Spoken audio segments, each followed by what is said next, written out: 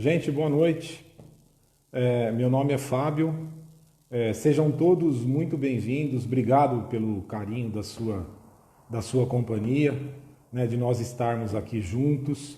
Nós vamos começar hoje um trabalho diferente no lar, né, no Lar do Amor Cristão, que é a casa abençoada que eu estou representando aqui, que eu estou fazendo a abertura desse trabalho, e com muita felicidade, muita alegria. E é engraçado que assim, hoje as pessoas conversaram comigo e me disseram assim, me perguntaram, você está nervoso? Eu disse assim, terrivelmente nervoso, né? A gente fica nervoso porque é uma apresentação pública, né? A gente vai ter aí muitas pessoas participando, pessoas queridas, pessoas que eu não conheço, mas que de antemão eu quero dizer a essas pessoas a quem eu não conheço que é um prazer muito grande estar junto com vocês, né? E que a gente consiga realizar esse tema tão importante da melhor maneira possível. É uma felicidade muito grande estar aqui, né?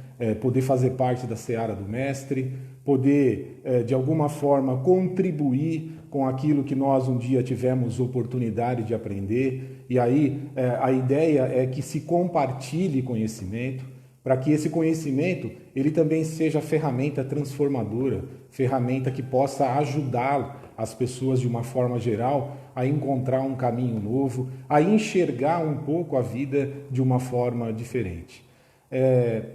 Eu tive uma experiência muito engrandecedora, muito agradável há algum tempo atrás, isso já faz algum tempo. Eu estava participando numa sala de aula com jovens de um evento, de um tema que eles que eles estavam ministrando, eles estavam desenvolvendo. E naquela oportunidade foi feito um seguinte questionamento. O que é a vida para você?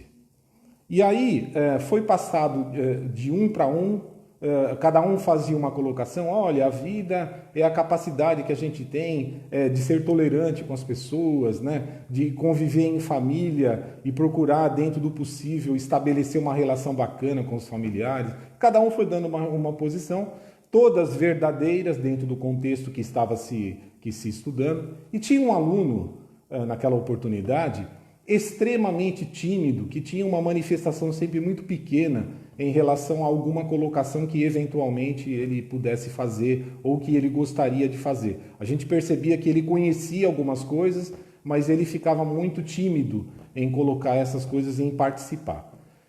E quando chegou a vez desse aluno, foi muito engraçado porque foi uma atitude, uma iniciativa que ele teve quando ele se levantou, o que já diferenciou dos demais, porque os outros eles não tinham tido esse tipo de iniciativa, e ele se levantou e ele respondeu assim, a vida para mim é a maior oportunidade que Deus me deu de eu me tornar uma pessoa melhor.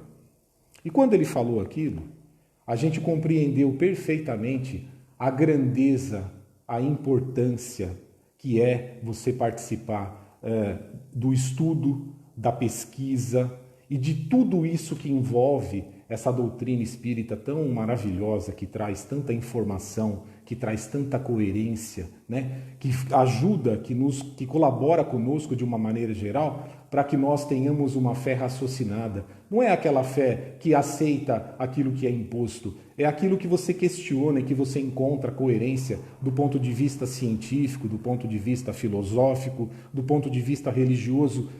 Você analisa, você questiona, mas você encontra fundamentos que dão o alicerce necessário para que você possa seguir daí para frente, encontrando cada vez mais um sentido maior para isso que nós chamamos de vida. Gente, obrigado de coração por vocês estarem comigo aqui. Nós vamos fazer uma oração de abertura e eu gostaria de pedir para que todos se concentrassem nesse momento, que nós elevemos o nosso pensamento ao Mestre Jesus.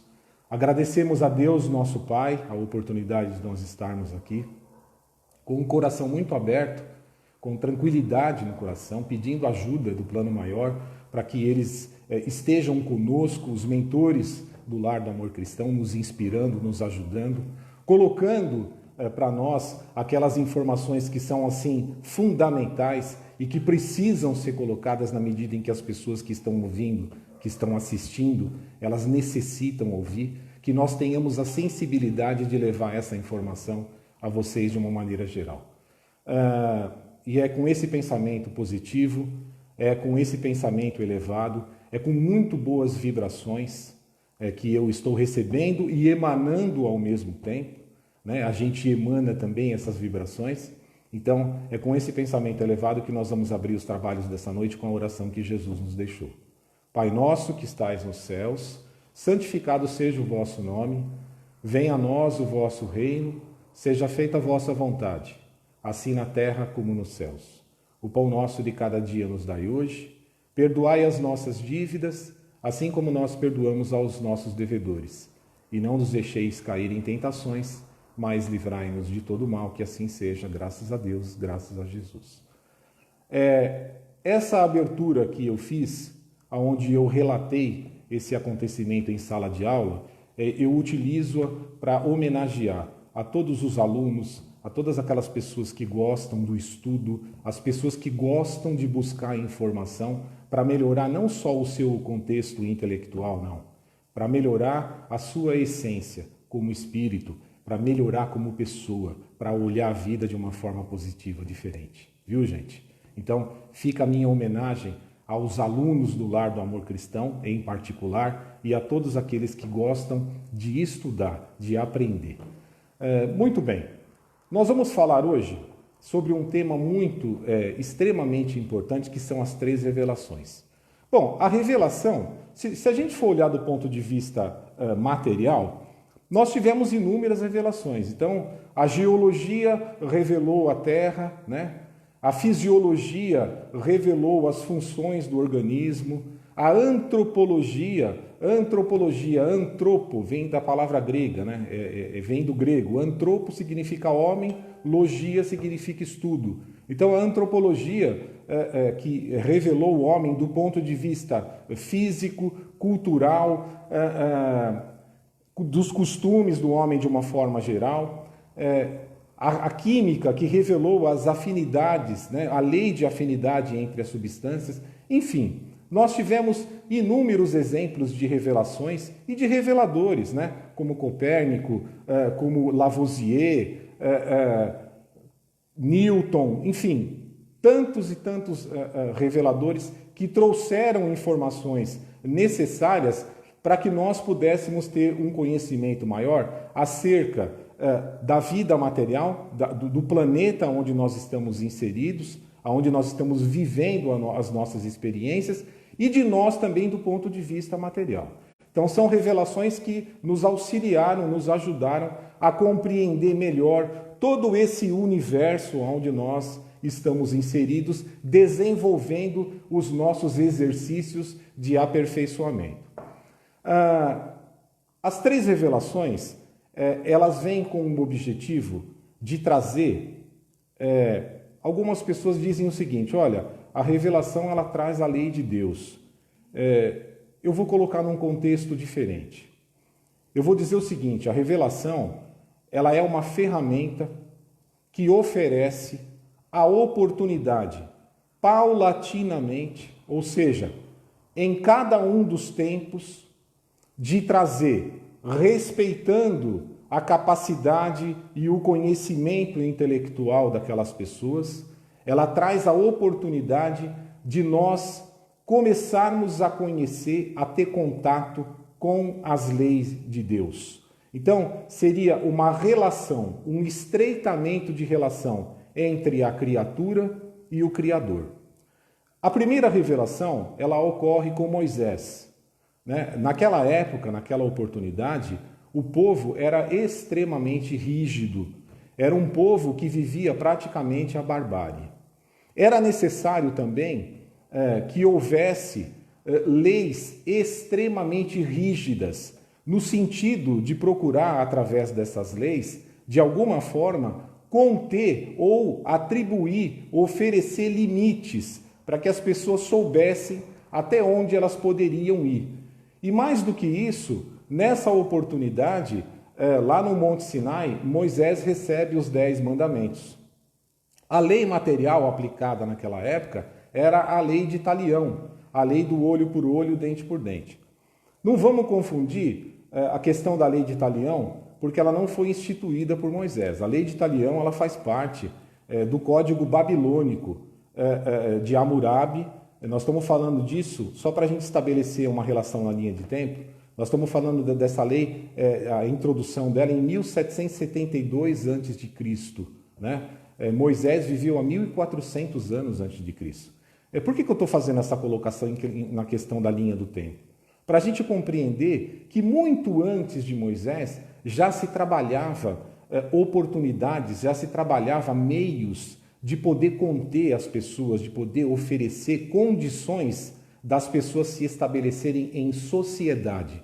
E através do limite necessário, através do limite de se saber até onde poderia se ir, e vivendo-se em sociedade de uma maneira disciplinada, o objetivo era que se estabelecesse a partir disso o desenvolvimento, a opção do desenvolvimento espiritual e o desenvolvimento do planeta também, o desenvolvimento material. Ocorre que naquela oportunidade, Deus era tido como o Deus da temência. Precisava se temer a Deus. Então, Deus era aquele que punia eventualmente se houvesse um erro. A lei de Talião, por exemplo, do ponto de vista material, era uma lei que trabalhava questões de proporcionalidade. Então, era a proporção entre o crime e a pena. E essa proporção, essa lei, era chamada por alguns de lei da retaliação. Porque assim, se você furasse o olho de uma pessoa, você teria o seu olho furado. Então, seria uma proporção igual ao crime que você cometeu. Se você roubou, você teria a mão cortada. Se você matou, você morreria. Quando chegou os 10 mandamentos, e lá dizia, não matarás, foi preciso começar a rever conceitos. Então aí, de uma maneira direta, a gente percebe a atuação de Deus e a preocupação através dos seus colaboradores de trazer informações que pudessem colaborar, ajudar com que o homem conseguisse, dentro das suas leis materiais, utilizar o respeito e a preservação à vida. Isso era fundamental que precisava acontecer. Então, a partir desse momento, começam-se a haver mudanças. Então, existe uma reformulação naquela oportunidade, não muito grande, mas houve uma reformulação, no sentido de se trazer um senso maior de justiça, né? Onde se pudesse, acima de tudo, criar a preservação da vida. Uma coisa que é interessante a gente lembrar é que o princípio de isonomia também se faz presente aí. Para quem não sabe, o princípio de isonomia é o princípio básico do direito, onde todas as pessoas são iguais perante a lei. Então, esse período de Moisés, ele ficou conhecido na história como o período da justiça. Quando a gente vai para a segunda revelação, na segunda revelação a gente vai falar do Mestre Jesus. E ela ocorre com ele, ocorre com o Mestre Jesus. Aonde Jesus, ele traz Deus num contexto completamente diferente, completamente adverso em relação àquele que Moisés falava. O Deus da temência, o Deus que cobrava. Então, vinha-se de uma maneira muito diferente. Deus era colocado por Jesus como o Deus Pai, o Deus amigo, o Deus do perdão, o Deus da misericórdia.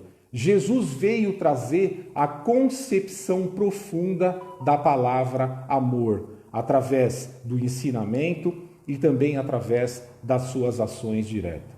Ele procurava, naquela oportunidade, também não ir muito longe em termos de explicação, do ponto de vista assim, ele não podia explicar as coisas de uma forma muito profunda, porque também existia um déficit intelectual. Era preciso respeitar a qualidade intelectual daquelas pessoas ainda naquela oportunidade. Então, o que eles fizeram? O que Jesus fez? Jesus contava, ele passava as suas mensagens através de parábolas e alegorias. E qual era o objetivo disso? Ele utilizava, através dessas parábolas e dessas alegorias, oportunidades naquele momento de passar a usar a realidade daquelas pessoas, o cotidiano daquelas pessoas, os objetos que eles estavam habituados a utilizar. Dessa forma, ele conseguia passar a mensagem sem a profundidade que não poderia ser passado, mas ele conseguia colocar uma semente lá no coração de cada uma daquelas pessoas para que elas pudessem, naquele momento, entender, compreender o que ele estava querendo dizer e elas pudessem, a partir de então, fazer uso de uma coisa chamada reflexão. Pensar. Essa doutrina é maravilhosa porque justamente é isso que traz o estudo, a pesquisa acerca de tudo que ela trabalha, de tudo que ela trata. Ela faz com que a gente pense, ela faz com que nós tenhamos condições de refletir, com que a gente estude, encontrar coerência sobre aquilo que está estudando e, mais do que isso, entender até que ponto toda essa ferramenta de conhecimento é fundamental para que nós utilizemos essa ferramenta nas nossas vidas, nas nossas essências e trabalhemos para cada vez mais nos tornarmos melhores a partir de todo esse conhecimento que é oferecido. E Jesus, naquela oportunidade, ele sabia que não dava para aprofundar muito, então muitas coisas eram faladas até de forma superficial, mas que não deixavam de ser importantes, eram extremamente importantes. Jesus passava a Deus no contexto do Deus do perdão, do Deus do amor, para que as pessoas entendessem que sempre haveria uma nova oportunidade, mesmo que você tivesse errado. Jesus demonstrou isso em várias passagens do Evangelho, né? Em uma delas, eu vou citar uma delas, uma mulher ia ser apedrejada naquela oportunidade. A lei material daquela oportunidade previa esse tipo de pena, porque ela havia praticado a traição, e isso naquela oportunidade previa o tipo de apedrejamento público. E naquele momento, os fariseus e os escribas, eles testaram Jesus do ponto de vista moral, porque eles disseram para o mestre assim, eles pensaram, né? Como é que Jesus vai sair dessa situação? Porque se ele for contrário ao apedrejamento, ele estará de alguma forma contrariando a lei que está em vigor. Se ele for a favor, do ponto de vista moral e sobretudo que ele coloca, ele estará infringindo uma lei maior. Como é que ele vai sair disso? E Jesus, de uma forma muito sábia, né, que era uma característica muito clara dele, muito tranquilo, Jesus olhou para aquelas pessoas e disse para eles assim: quem não pecou, que atire a primeira pedra. Então, naquele momento, ele neutralizou literalmente aquelas pessoas que saíram daquele lugar sem apedrejar a mulher e disse a ela assim: vá e não peques mais, né? O que ele quis dizer com esse ato? Ofereceu uma nova oportunidade, mesmo diante daquilo de errado que ela havia praticado. Então, ali mostra uma proporção, uma relação de proporcionalidade, onde você coloca o seguinte: se você perdoar, você também será perdoado, né? Lá quando Jesus traz, ele traz muito essa questão. Ele coloca a relação de proporcionalidade, mas ele coloca a relação de proporcionalidade para um outro nicho, para um outro ideal. Ele coloca o seguinte: se você perdoar o teu irmão, você será perdoado também. Meu Pai também te perdoará. Meu Pai também oferecerá uma nova oportunidade para que você estabeleça o seu trabalho e para que você corrija os equívocos que eventualmente você ocasionou. Na primeira parte do Evangelho, tem um texto de um espírito que se intitula Espírito Israelita, que ele faz uma colocação muito interessante. Ele diz assim: a primeira revelação, com Moisés, deu-se início, Moisés abriu o caminho. Jesus deu a continuidade. Por que eu estou falando que Jesus deu a continuidade? Porque na primeira parte do Evangelho segundo o Espiritismo, o primeiro capítulo, ele diz o seguinte: eu não vim destruir a lei. O que Jesus quis dizer com isso? Ele não veio denegrir a lei de Moisés. Ele não veio acabar com a lei de Moisés.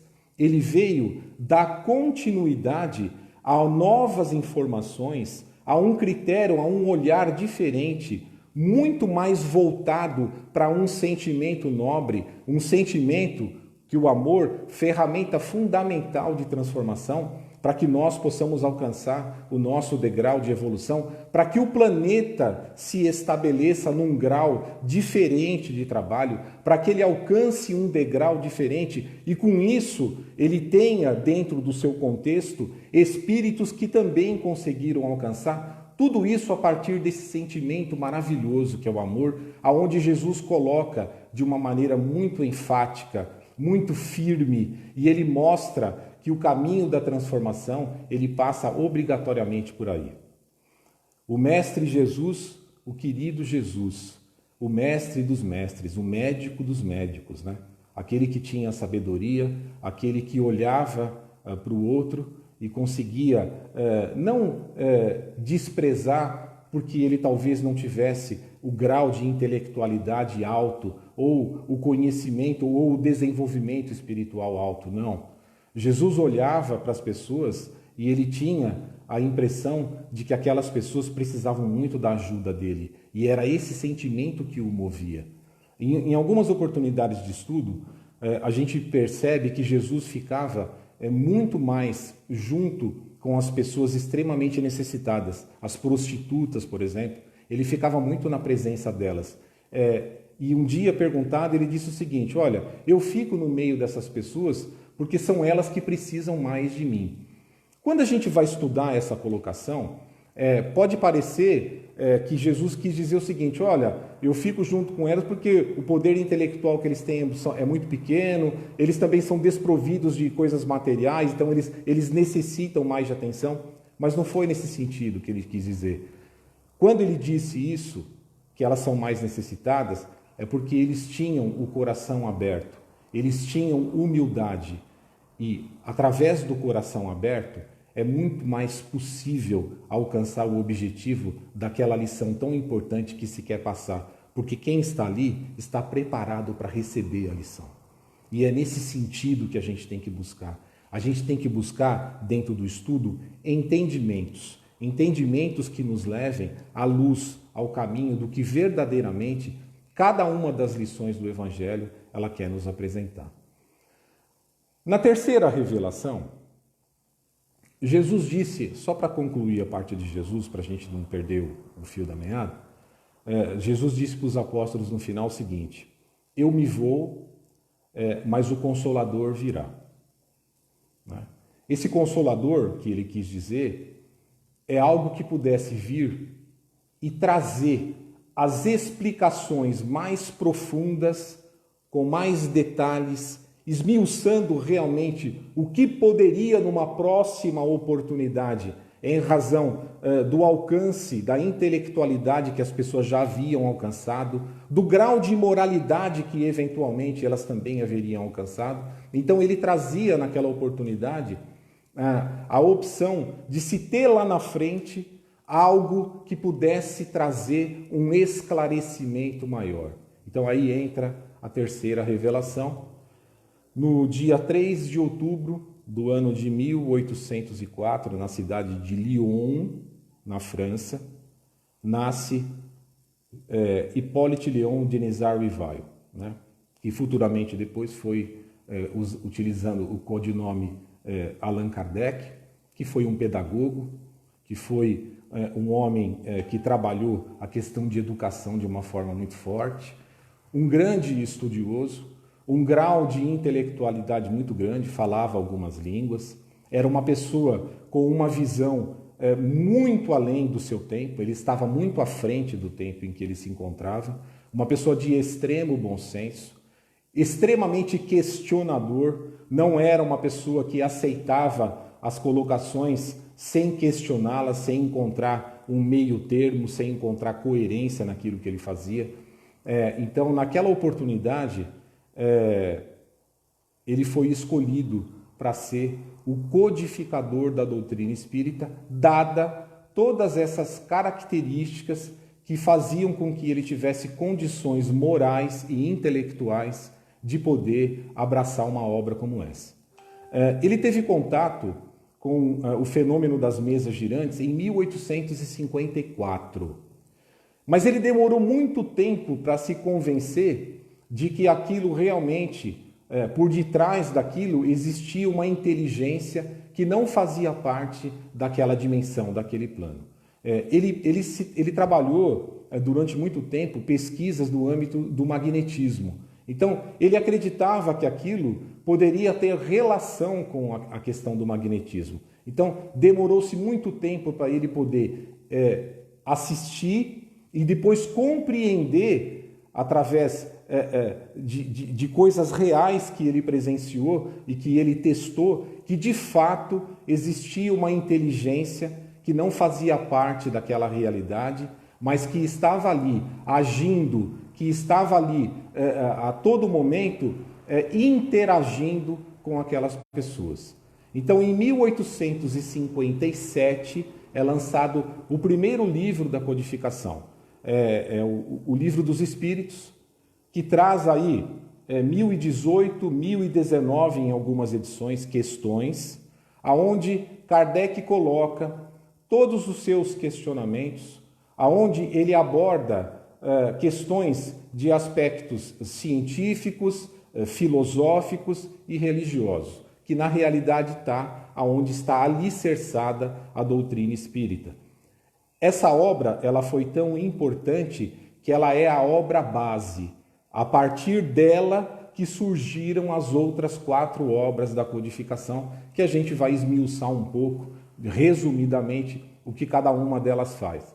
Mas o Livro dos Espíritos é um livro de questionamento, onde Kardec coloca para o Espírito da Verdade as questões que ele precisa colocar, que ele entende que são importantes, e muitas das respostas que vinham a essas questões, elas vinham com o mesmo teor em diversas partes do globo, em diversas partes, em diversos países diferentes, para que realmente houvesse credibilidade naquilo que se estava fazendo. A segunda obra de Kardec foi em 1861, que foi o Livro dos Médiuns. O Livro dos Médiuns, ele faz uma relação e ele estabelece uma relação entre o mundo físico e o mundo espiritual. E ele nos mostra, através do seu conteúdo, que a relação existente entre um mundo e outro é muito maior do que nós imaginamos.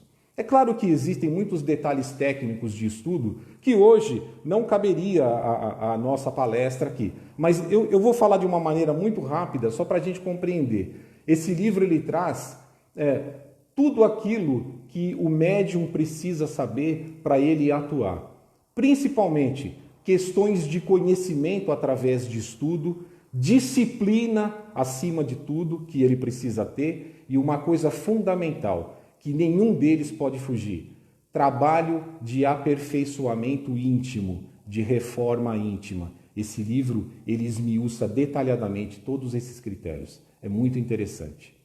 A terceira obra, em 1864, o Evangelho segundo o Espiritismo, que traz aí toda a moral do Cristo. E como Jesus havia dito que viria um Consolador e que esse Consolador ele abordaria novamente as suas explicações, e a partir dessas explicações as pessoas naquela oportunidade teriam condições de entender, de interpretar melhor aquilo que ele havia dito. Então, o Evangelho segundo o Espiritismo, ele aborda questões dos ensinamentos do Mestre Jesus, ele também aborda questões do Antigo Testamento. Então, ele trabalha questões do Antigo e do Novo Testamento, e ele traz as explicações detalhadas de cada ensinamento, de cada passagem que Jesus colocou. De cada uma delas.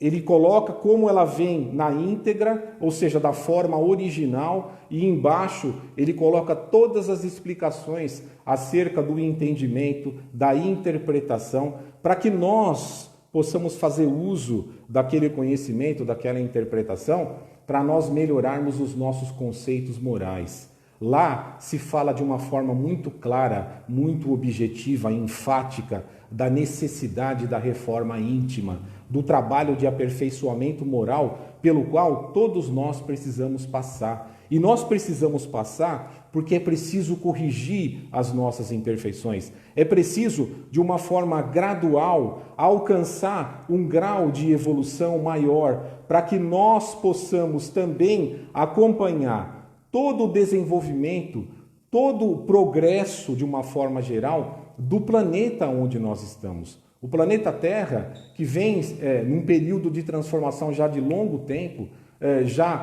deixando de ser provas e expiações para um processo inicial de regeneração, ele vem trazendo muitas coisas em relação a nós, inclusive a obrigação, a necessidade que nós teremos de alcançar, de buscar, de conquistar um grau maior dentro do processo evolutivo no que diz respeito ao desenvolvimento moral que a gente busca. Então, o Evangelho segundo o Espiritismo, ele aborda essas questões, aborda questões também do Antigo Testamento. Gente, só para a gente estabelecer a relação entre Antigo Testamento e Novo Testamento. Tem pessoas que têm dúvida em relação a isso. O Antigo Testamento é antes de Jesus. O Novo Testamento é de Jesus para frente. Então, a Bíblia de Jerusalém, por exemplo, ela é uma composição de 73 livros. São 46 livros do Antigo Testamento e 27 livros do Novo Testamento. É só para a gente compreender o que é isso aí. Em 1865, então, a quarta obra de Kardec, em 1865, me perdoa, a quarta obra de Kardec, O Céu e o Inferno. Esse livro, ele é muito interessante porque ele desmistifica a questão do inferno. Ele traz um foco muito interessante, muito forte em relação à lei de causa e efeito. Ele mostra que nós vamos trabalhando e, na medida em que nós trabalhamos, os erros que a gente provoca, em determinado momento, nós temos que restaurar, nós temos que nos recuperar daquele erro. Então, sempre é oferecida uma nova oportunidade da gente poder fazer isso. Ele fala que nós podemos criar os nossos céus no momento em que nós melhoramos a nossa forma de pensar, a nossa maneira de agir, de falar, o sentimento que a gente costuma trocar com as pessoas, a iniciativa do sentimento do ponto de vista da vontade, o que eu desejo em relação ao outro. Quando a gente fala da palavra perdão, e o Evangelho ele é enfático, eu não vou esmiuçar muito essa questão do perdão, porque isso é um tema que nós vamos discutir lá na frente. Mas é o perdão do ponto de vista de não se guardar ressentimento, de não se guardar mágoa, é de oferecer para o outro a oportunidade dele também poder fazer diferente aquilo que muitas e inúmeras vezes nós também equivocadamente fizemos. Então, é uma questão mais ou menos voltada para isso. Esse livro é muito interessante. E o último é a Gênese, em 1858, que traz todo o critério, todas as informações necessárias acerca da formação do planeta, acerca da formação da vida. Então lá se fala do princípio espiritual, dos reinos, né, de todo o processo evolutivo pelo qual o princípio espiritual ele passou por cada um dos reinos, o que ele conseguiu incorporar na sua essência, até a formação do espírito propriamente dito, e o espírito ali começando o seu caminho em busca do seu tão sonhado, tão almejado desenvolvimento espiritual, evolução espiritual. Nós, de uma certa forma, buscamos tudo isso, né? Nós buscamos crescimento. Nós buscamos, diante de algumas situações, de alguma forma, encontrar uma luz para que a gente olhe as coisas de uma forma diferente. E esse é um ponto muito importante. Extrair dos exercícios mais difíceis aquilo que verdadeiramente ele quis nos apontar. Porque sempre tem alguma coisa que a situação complexa quer mostrar para a gente. Ou seja, uma mudança de pensamento, uma mudança de postura, uma reformulação que se faz necessária, Sempre a situação mais difícil, ela quer trazer como um alerta para que a gente use uma coisa que nós temos chamado poder de reflexão. Refletir sobre aquilo que nos cerca, sobre a forma como eu estou interagindo com o mundo onde eu estou inserido e de que maneira eu posso melhorar de uma forma geral toda a minha postura em relação a tudo isso e que tipos de qualidades eu posso extrair, eu posso trabalhar dentro dessas questões para que elas me levem, elas ofereçam caminhos diferentes para eu poder percorrer. Caminhos que vão me levar aonde verdadeiramente eu quero ir em relação à felicidade, em relação a nos sentirmos bem, né? A nos sentirmos em paz. Então, tudo isso que acontece conosco, as situações difíceis no planeta, no universo como um todo. Então, hoje, a gente vive de uma maneira muito profunda todo esse drama que nós estamos vivendo com esse vírus que surgiu, que está aí, mas que na realidade fez com que nós, de alguma forma, repensássemos sobre muitos pontos, né? Inclusive, a nossa colocação diante de tudo isso. O que nós podemos, como seres que estamos aqui encarnados, desenvolvendo os nossos trabalhos, como é que nós podemos ser usuais em termos de ferramenta para colaborar, para que situações como essa que nós estamos vivendo hoje, elas não sejam necessárias? O que é preciso? Qual é a contribuição que eu posso oferecer? Eu posso melhorar o contexto dentro da minha casa? Eu posso melhorar a minha forma de ouvir as pessoas? Será que eu posso dar mais atenção? Será que eu posso olhar o mundo com menos materialismo que habitualmente eu estou acostumado a usar, a olhar? Será que eu não compreendi, por exemplo, que a matéria é o meio através do qual o espírito faz uso para se desenvolver, mas ela não é o fim? Nós somos espíritos vivendo experiência no mundo material e temos que extrair o máximo possível de aprendizado para que o nosso aperfeiçoamento espiritual melhore, para que nós voltemos um dia para o plano espiritual, mas voltemos diferentes, entendendo que a gente pôde melhorar a nossa qualidade espiritual, que a gente pôde melhorar o nosso grau de entendimento em relação ao outro, entender que o outro faz parte também desse processo de crescimento e que nós estamos aqui o tempo todo interagindo. Na medida em que a reforma íntima ela é de ponto individual, a reforma íntima ela exige de nós uma mudança na nossa postura. Ao mesmo tempo, a gente está a todo instante trabalhando o coletivo para que esse coletivo ele possa fazer a diferença. Nós estamos aqui para crescermos juntos, de mãos dadas, todos nós, trocando experiências, compartilhando conhecimento, compartilhando sentimentos, abraçando as pessoas, dizendo que ama as pessoas, sem nenhum tipo de constrangimento. Nós estamos aqui para poder colocar para fora de uma maneira muito positiva tudo isso. Gente, obrigado pela atenção que vocês me deram. Eu queria terminar a minha explanação e eu queria falar o nome de algumas pessoas. Essas pessoas são aquelas que trabalham no lar e que são aquelas que estiveram dentro das salas de aula como orientadores de sala de aula e são elas que passam para nós todas essas informações através do estudo e da boa vontade que elas têm, da pesquisa, do compartilhamento de conhecimento que elas têm, para que nós pudéssemos chegar hoje aqui e abordar esse tema. Então eu queria lembrar o seu Germano, eu queria lembrar o Heitor, o Ricardo, a Regina, o Mauro, o Nilson, o Eldo, o Luiz, o Júlio, o Rogério, a Arlete, a Thaís, que se faça representar a Thaís, representando todos os alunos lá do grupo de estudos, a Janete, a Mirella, a Vera, a Viviane e o Tiago. Gente, obrigado de coração. Foi um prazer imenso estar com vocês essa noite. Eu espero que vocês tenham gostado. Eu espero que vocês estudem, que vocês leem, esse conhecimento ajuda, esse conhecimento transforma, esse conhecimento abre novos caminhos. Que Deus abençoe a todos. Vamos fazer uma oração de encerramento? Eu queria aproveitar e fazer um tempo de vibração.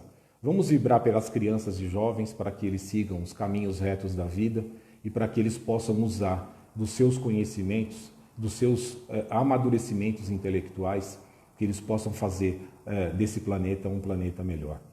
Vibremos pelos nossos irmãos que estão nos hospitais, nos leitos de hospitais, aqueles que estão sofrendo com esse problema da pandemia, aqueles que estão sofrendo por outros problemas de doença, que esses nossos irmãos possam ser assistidos pela corrente médica do plano espiritual e que eles possam receber neste momento um auxílio, uma luz, toda uma vibração positiva.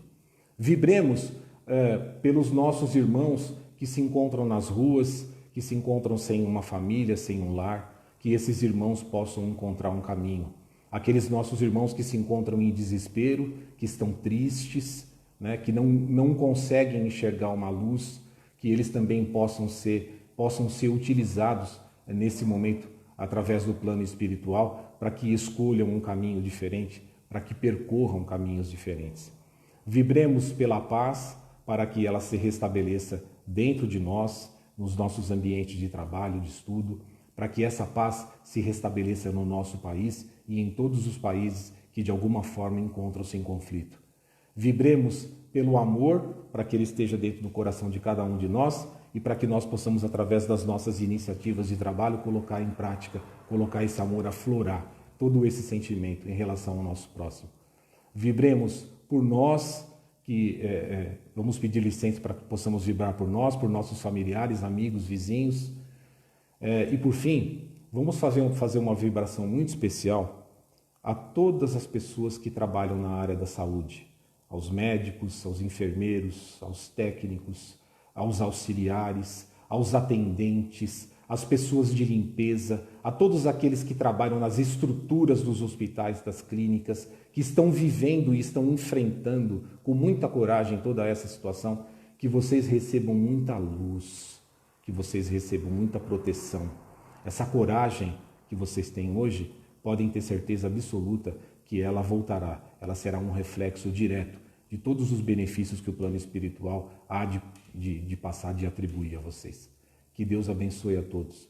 Da minha parte, eu só tenho a agradecer ao Lar do Amor Cristão, essa casa maravilhosa que me concedeu a oportunidade de estar aqui essa noite. Um beijo no coração de cada um de vocês. Obrigado.